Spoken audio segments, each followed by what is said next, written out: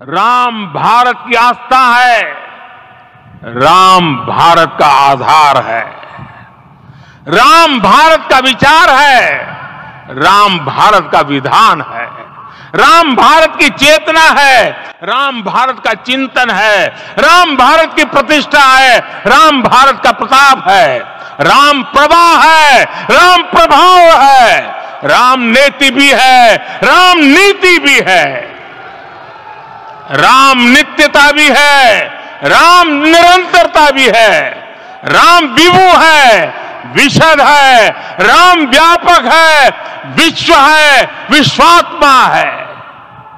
और इसलिए मेरे प्यारे देशवासियों, आज अयोध्या भूमि, आज अयोध्या से पीएम मोदी ने कर दिए ये 5 भयंकर ऐलान, हिला डाला पूरी दुनिया को। जी हाँ दोस्तों, ये बात तो आप सभी को पता होगी कि आज अयोध्या में प्रभु श्री रामलला की प्राण प्रतिष्ठा का कार्यक्रम संपन्न हुआ और इस दौरान देश दुनिया के कई सारे वीवीआईपी लोग बाग अयोध्या में पहुंचे और पीएम मोदी ने अपने हाथों से रामलला की प्राण प्रतिष्ठा संपन्न करने के बाद जो भाषण दिया, 8000 से भी ज्यादा लोगों को जो संबोधित किया, देश दुनिया के लोग वहाँ मौजूद थे। उनके इस भाषण की कुछ प्रमुख बड़ी बातें देखिए। पूरी दुनिया के ग्लोबल मीडिया में इन बातों को लेकर चर्चा शुरू हो गई। क्या अमेरिका, रूस, जापान, चीन, पाकिस्तान, आज दुनिया की हर सुर्खियों में हेडलाइंस न्यूज बन गया राम मंदिर और पीएम मोदी का ये भाषण। प्रधानमंत्री का भाषण राम राम से शुरू हुआ और जय श्री राम पर खत्म हुआ। 35 मिनट के इस भाषण में जो पीएम मोदी ने बातें कही, हिंदुस्तान के हर एक व्यक्ति को जरूर जान लेनी चाहिए। पीएम बोले कि कुछ तो कमी थी जो सदियों तक मंदिर नहीं बन पाया। खैर, आज ये कमी पूरी हुई। आइए दोस्तों देखते हैं प्रधानमंत्री के इस भाषण के संबोधन की 7 प्रमुख बड़ी बातें मैं आपको बताने वाला हूँ। वैसे आपको बताऊंगा, पिछले 11 दिन से पीएम मोदी उपवास और कड़ी तपस्या कर रहे थे, जमीन पर सो रहे थे। तो आज रामलला की प्राण प्रतिष्ठा संपन्न होने के बाद श्री राम मंदिर तीर्थ क्षेत्र के कोषाध्यक्ष स्वामी गोविंद देव ने उनका व्रत खुलवाया। चम्मच से प्रसाद से उन्होंने व्रत तोड़ा, देख सकते हैं आप। रामलला की प्राण प्रतिष्ठा के बाद की ये पहली तस्वीर भी हमें देखने को मिली। उन्हें सोने के आभूषणों से सजाया गया। बड़ी ही भव्य और मनमोहक तस्वीर लग रही है, मानो आंखों और दिल में समा ले इस भव्य और दिव्य नजारे को। आंखें हटाने का भी मन नहीं करता, इतनी अच्छी स्माइल, मुस्कुराहट जो जीवंत हो उठी है इस रामलला की प्रतिमा में। प्राण प्रतिष्ठा के बाद पीएम मोदी ने साष्टांग प्रणाम किया रामलला को और रामलला के चरणों में कमल के फूल भी चढ़ाए। फिर प्रधानमंत्री ने रामलला के पैर छुए तो कुछ यूं कार्यक्रम संपन्न हुआ और उसके बाद शुरू होता है प्रधानमंत्री का भाषण, संबोधन, जिसमें देखिए सबसे पहले तो पीएम मोदी ने क्या क्या बातें कही। वो बोले कि हमारे रामलला अब टेंट में नहीं रहेंगे, रामलला अब इस दिव्य मंदिर में, महल में विराजेंगे। वैसे आपको बता दूं, इतने दिन रामलला को टेंट में रखा जा रहा था। और फिर प्रधानमंत्री बोले कि हमारे पुरुषार्थ, त्याग और तपस्या में कुछ तो कमी रह गई होगी कि हम इतनी सदियों तक ये कार्य नहीं कर पाए। आज वो कमी पूरी हुई। भारत के संविधान की पहली प्रति में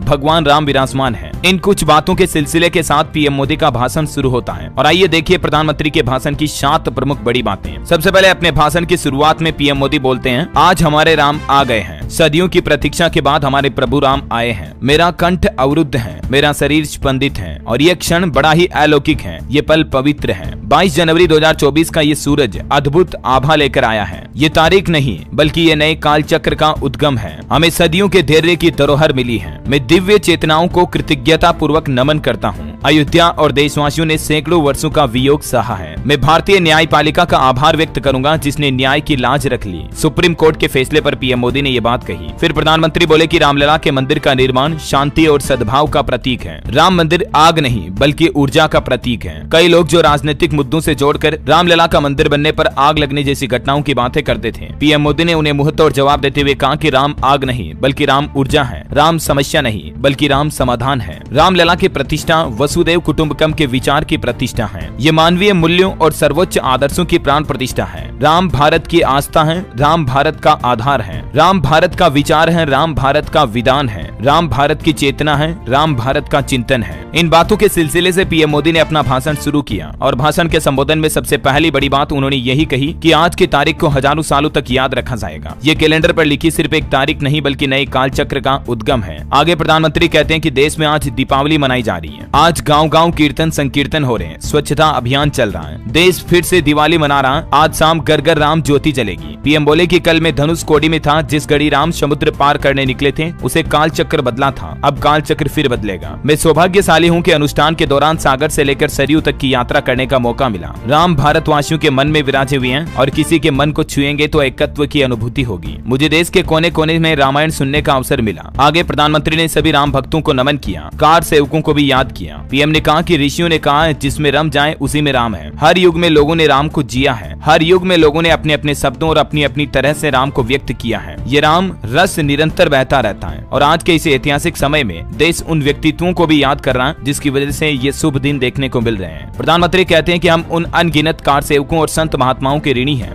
जिन्हीं की बदौलत आज हमें ये अद्भुत पल देखने को मिल रहा है। आगे पीएम कहते हैं कि हम जिस गांठ को भावुकता और समझदारी से खोले हैं वो ये बताता है कि भविष्य बहुत सुंदर होने जा रहा भारत का। राम भारत का चिंतन, चेतना, प्रवाह, प्रभाव, नीति और निरंतरता है। राम विश्व है, राम विश्वात्मा है और इसीलिए जब राम की स्थापना होती है तो उसका प्रभाव हजारों वर्षों के लिए रहता है। आज के इस नए युग की मांग है कि हमें अंतःकरण को विस्तार देना होगा। और राम के जीवन की माँ सबरी का भी जिक्र किया प्रधानमंत्री ने अपने भाषण में। पीएम बोले कि माँ सबरी को भरोसा था राम आएंगे। हनुमान जी की भक्ति, उनका समर्पण ऐसे गुण हैं जिन्हें बाहर नहीं खोजना पड़ता है। यही तो देव से देश और राम से राष्ट्र की चेतना का विस्तार है। दूर कुटिया में जीवन गुजारने वाली माँ सबरी का ध्यान आता है। वो हमेशा कहा करती थी कि राम आएंगे और ये सच हुआ। और आज हिंदुस्तान वासियों का भी ये सपना कुछ इसी तरह से सच हुआ। हम सबको उम्मीद थी, आशा थी, एक मन में किरण थी कि अयोध्या में रामलला फिर से विराजेंगे और आज वो दिन यथार्थ के रूप में हम सभी देख रहे हैं। भूत, भविष्य, वर्तमान तीनों काल इसके बड़े ही गवाह बन चुके हैं। पीएम मोदी ने यह भी बताया कि राम मंदिर तो बन गया, अब आगे क्या होगा। देखिए जरा, बहुत ही खास बात कही अपने भाषण में पीएम ने। प्रधानमंत्री कहते हैं कि हमें नित्य पराक्रम पुरुषार्थ का प्रसाद प्रभु राम को चढ़ाना होगा, तभी भारत को वैभवशाली बना पाएंगे। आज भारत युवा शक्ति की ऊर्जा से भरा है। हमें अब झुकना नहीं है, हमें अब बैठना नहीं है। पीएम मोदी ने देश के युवाओं से भी कहा कि मैं आपसे कहूंगा, आपके सामने हजारों सालों की प्रेरणा है। युवा शक्ति जब चांद पर तिरंगा फहरा सकती है तो 15 लाख किलोमीटर दूर अंतरिक्ष में सूर्य तक भी पहुंच सकती है। आने वाला समय अब सफलता का है, आने वाला समय अब सिद्धि का है। हम सबको ये सिद्ध करके दिखाना होगा। ये राम मंदिर भारत के उत्कर्ष उदय का साक्षी बनेगा। ये मंदिर हमें सिखाता है कि लक्ष्य अगर प्रमाणित हो तो उसे हासिल किया जा सकता है। शताब्दियों, सैकड़ों सालों तक ही आखिर क्यों ना इंतजार करना पड़ा, लेकिन हम अपने लक्ष्य तक पहुंच चुके हैं। अब हम रुकेंगे नहीं। युवाओं को सुनहरे भारत का भविष्य का सपना और लक्ष्य की एक नई राह दिखाते हुए प्रधानमंत्री ने अपने भाषण को शानदार तरीके से समापित किया। और भी इस कार्यक्रम की कुछ खास हाइलाइट्स और तस्वीरें मैं आपको दिखाना चाहूंगा। ये तस्वीरें हैं जब रामलला का प्राण प्रतिष्ठा कार्यक्रम चल रहा था। पीएम मोदी, मोहन भागवत, योगी आदित्यनाथ समेत कुछ और प्रमुख संत महात्मा भी